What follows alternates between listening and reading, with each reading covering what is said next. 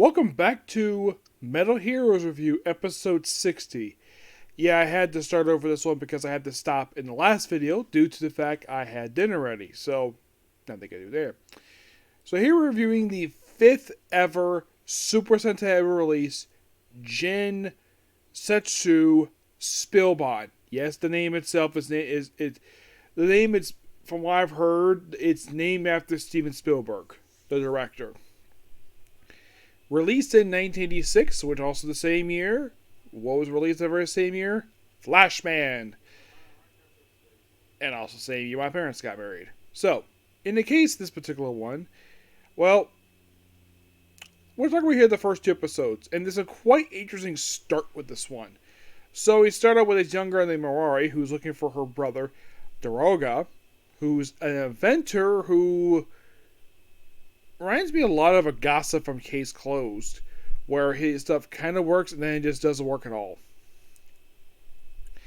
And basically, she has to return a thing called the Roach Catcher, which the thing didn't work. So it's like, oh yeah, everything's fine. And then we cut to Canada, where we're introduced to Spielban himself and Dinah Lady. Oh, he's referred to as Dimension Warrior Spielban. So you see them basically break into a base that's held by the villains of the series, the World Empire. Their queen is Queen Powdera, played by Moroku Sango, who previously played Queen Hedra over in Denziman and Sun Vulcan. And also, she's known for playing a few other characters in Tokusatsu history. One being Witch Bedora from Zoo Ranger, aka Rita Repulsa. She played the I can't remember her name. The character who became Mystic Mother over in Mystic Force. She also played a one-shot character in Masked Man, which came, I think it was just a year after that she appeared in Masked Man. And she had appeared in this franchise before as a guest star appearance in Gavin, where she played a one-shot monster. And of course, once again, she's wearing a weird headpiece again. Just like when she was Queen Hedra. And in case you're curious though, how old is she at this point in time? Well, given the fact that this is, at this point, I think it's been like 5 years since that aired. She's probably, I think at this point she's 48 years old. Yeah, she's 48. Doesn't look too bad for her age at this point. Even when she's in her 50s, she looks pretty good. Yeah, I think when she appeared in Zoo Ranger, I think she was like 50 something, I think it was. Yes. So, we're also introduced to Dr. Bio, one of the scientists in charge of the Bio Army, and there's also General, what's his name here? We're basically introduced to a bunch of villains here. We have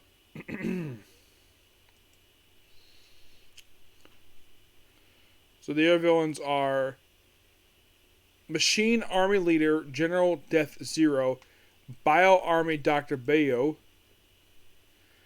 Spy Army Leader Riki,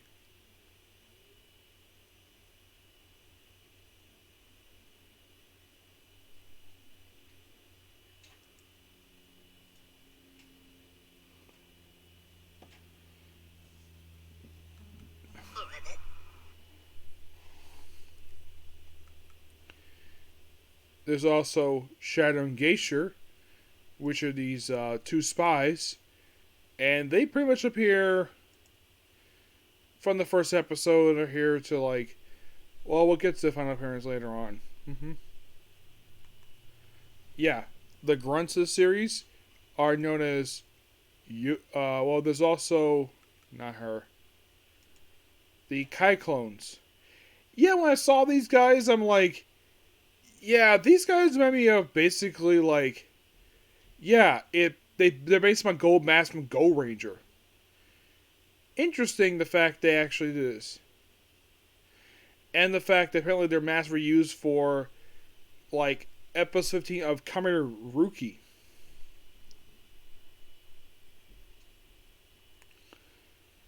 Yeah, it's like, that is interesting the fact they actually, well, they do that. Yeah, they're really interesting in these gold masks.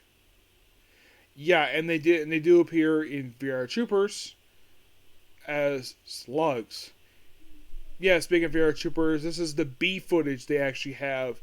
The other action footage they use in the series, because in the first season, it's for Adam Steele, it's for him, it's basically Metallica, and JB and Caitlin, it's basically this series, and it's the same thing in next season as well.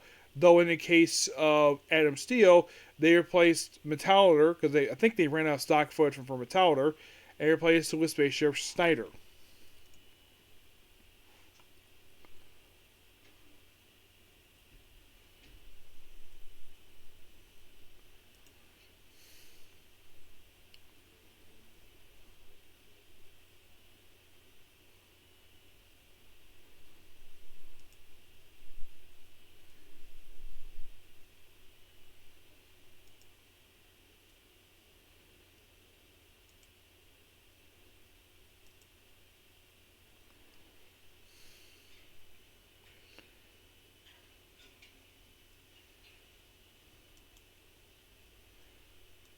Yeah, so basically Spielban and Dine are looking for, well, they're looking for basically Spielban's sister and father, which in episode 2 is actually Dr. Bio.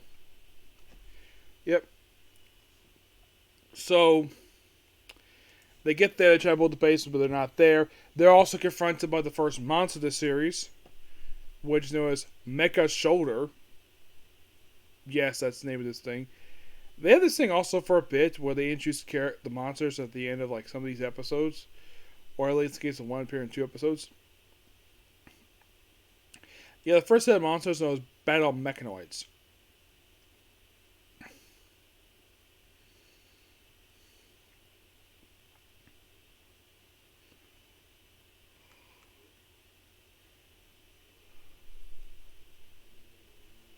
Yeah. So basically, they blow up base in Canada, and then they decide to, oh, we need to find a place where there's water, because eventually the whole planet's like, because they're all about, this country's rich in water. So they just, why don't we go to this country? Go to Japan. And that's the wall the Empire wants to go to. They want to go to Japan because they want to conquer Earth for the water. At least they have a reason for doing this. Yep. So they go to Tokyo. They go to Japan, and there, of course, they deal with basically the adventurer who has saved him from the creatures.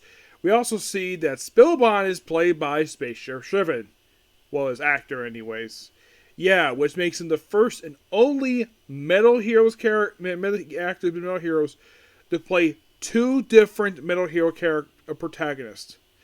Yeah, he's the one who does this. He actually appears other characters, but not as the primary antagonist. Now, the actor's name who plays him, who plays Spielban, his name is Hiroshi Watari.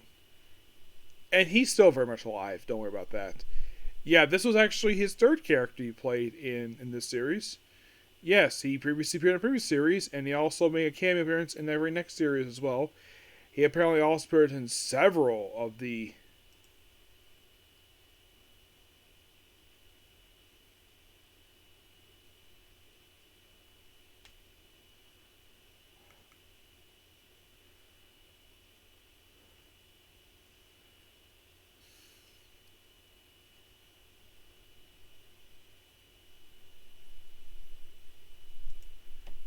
And yes, he's appeared in Power Rangers as well. Yep, he appeared in Bokenger as the father of... I'm trying to think. It was the Silver Ranger they had in the series, where he plays his father. It's Edgy's father. Yes, and a little fun fact. One of like 2 series in a row where you have a character's father played by a previous Metal Hero. There being Kenji Oba and Geki Ranger.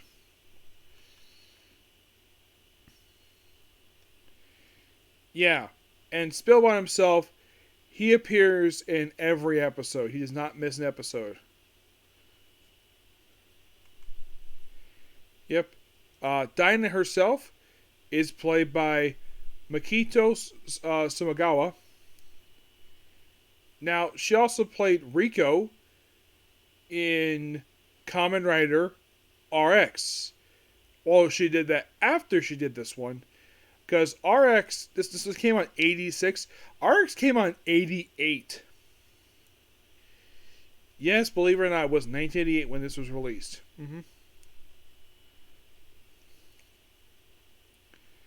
Yeah, roughly like 2 years later. Though a character was not much useful in that one. Not really.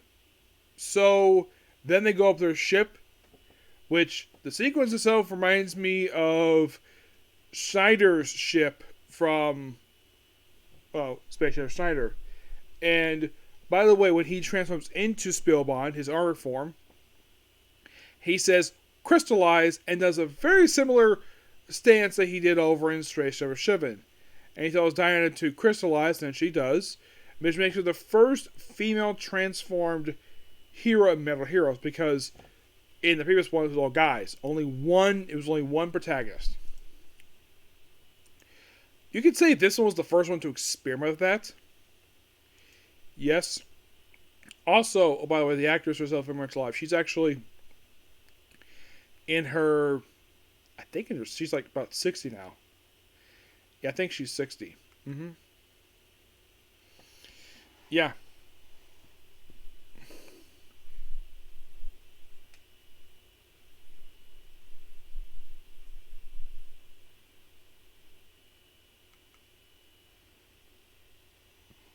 So, yeah, Walter also has a ship called Walter Battleship Skelljobs, which are transport ships. Which, yes, these things also popped up in VR Troopers as virtual battleships. Yep. And there's also Skoldan, which is basically a vehicle driven by, well, Machine Army Leader General Death Zero. Yeah, he drives occasionally.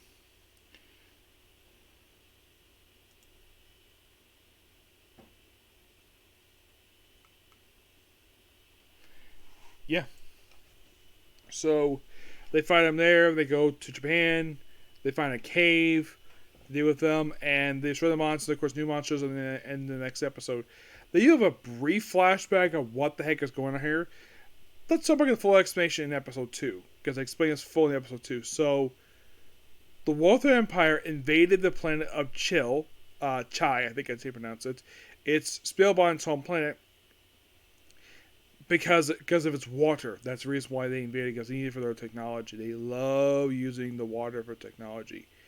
So, they evacuate the planet, but they had very little supplies when they evacuated. They had barely any food, barely any water. So, they figured, so we need to draw a lottery to have one person survive. And then, of course, basically, Anne, Spielban's mom, says, why don't we just send 2 children? They can survive in that amount. And everybody's in agreement with it. And of course, Diana chosen too. And of course, Diana's mother has her ship, the Grand Nichiros, which is known as VR Skybase in VR Troopers. Which, of course, basically the interior looks exactly like the way, it's like this one, it's like this show, they took a lot of inspiration from Space Sheriff, Shriven, and, mostly the Space Sheriff series, they took inspiration from that, and also, they took inspiration, basically it's a lot of stuff they would later reuse in Metallider, like the whole thing of the army stuff. Instead of being 4 armies in Metallider, here it's 2. Yep. So, then they had Tokyo Underground plans. They just invade Tokyo. This is also where, in episode 2, this is where we have the first appearance of Spielban's sister, Helen, who's in a cage talking to her father, who's working for her to the evil. So, we're about her brother, obviously. Meanwhile, Spielban himself meets Daga and his sister, which, at first, basically, he almost introduced as Shivan, as sort of a joke, because I'm sure he probably did it constantly in that series. Despite the fact at the time this came out, it only been 3 years since the ending of that. And the last time he was seen in any Metal Hero series was the previous one, but as basically as Schneider, as Shriven. It only been 2 years, so maybe because he was introducing himself that way, maybe he almost thought he was Shriven, but basically he gives us basically a human alias, and his human name here is Joe Yusuke. You think, okay, that's a very simple name to pronounce. Yes, Joe Yusuke.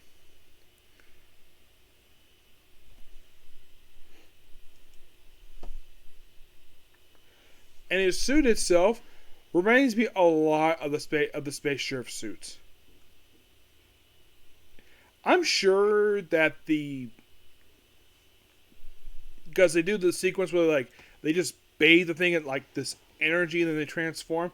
It's like they took very much inspiration from that for this one. I'm not sure how it was over in Jasmine because I haven't seen Jasmine yet. I know what the villain looks like, so I've seen him also in a Space Coast movie. So now, why I picked this one next over doing Jaspion, because this is one of the shows after the VR Troopers. That was one of the reasons why I picked this one. And plus, why not? And plus, I actually like Shriven. I think he's really good. I think the actor does a really good job playing him. I'm not going to reveal which one is going to be next. You'll find out when we get to episode 44. Because the series is only 44 episodes. So, then they deal with the monster of the episode, who is... If I can get back here.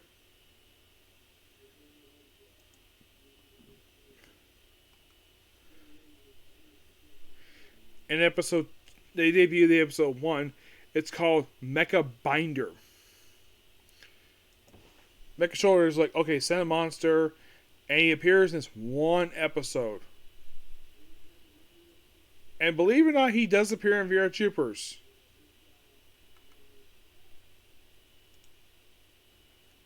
You're thinking, which one? Actually, he appeared in like 2, but he appeared in the episode Grimlord's Challenge, which was episode 7.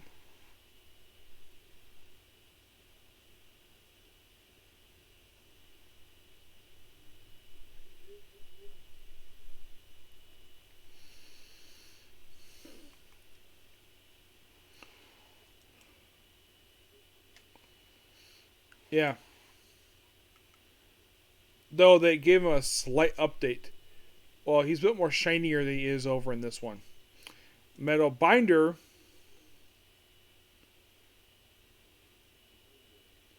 Oh, and by the way, how do they defeat the monster?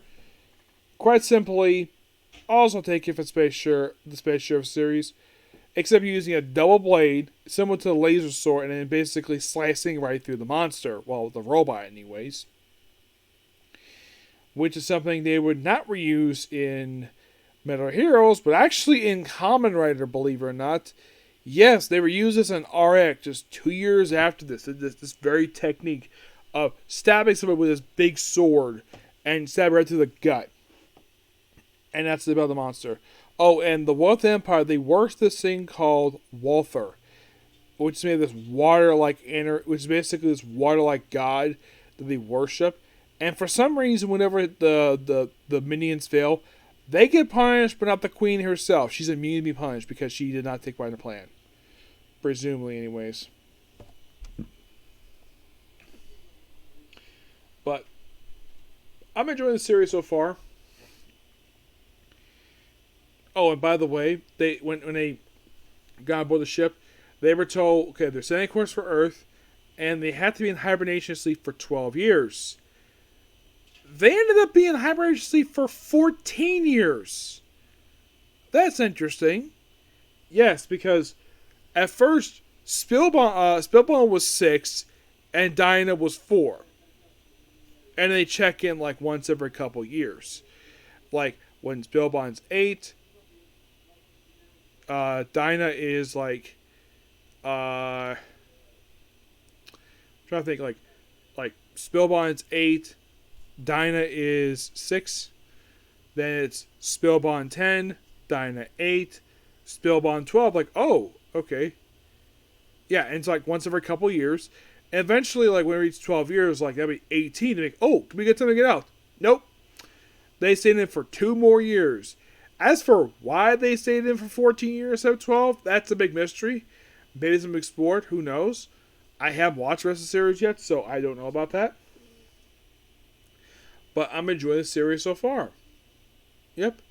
And with these 2 episodes, we kind of get the series on a slow start. It's not like boom, boom, boom right away. Like, for instance, well, we do have some vehicles come out. Like, there's a drill, obviously, because... Of course there's a drill, because they had the same thing in Shriven as well. They also have a flying jet that comes off it, like Shriven, except it becomes an X-Wing. Yes, believe it or not, they made this thing to an X-Wing. And you might be asking, does he call for a motorcycle? He does. But it's not a mattress motorcycle like Gavin drove. Yeah. So he summons. Also, he can also transport people to another dimension. At one point when he's underground, they come to the surface, and for some reason nobody is there, despite the fact it's middle of the day in Tokyo. He's like, nope, can't be in a populated area. Let's press the switch on his belt to transport everybody to like another area. You think, oh, is this another take on Space Sheriff? Yes. Except it's the hero doing this, not the villain. I thought that was interesting. Yeah, just one place, bam, that was it. But interesting start here, and I can we discuss the remaining 42 episodes of the series. Okay, so yeah, that's a particular view. Please be sure to like, comment, subscribe, turn notifications, and do the like button. So,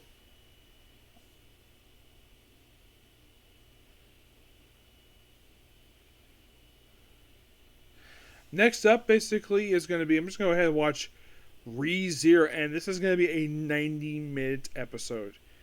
And from what I heard, this episode apparently covers the entirety of Book 16, and like one chapter of Book 17. That's going to be interesting to discuss that one. Yep, I do have a comic corner. I'll do that a little later, okay? Thanks, you. Bye.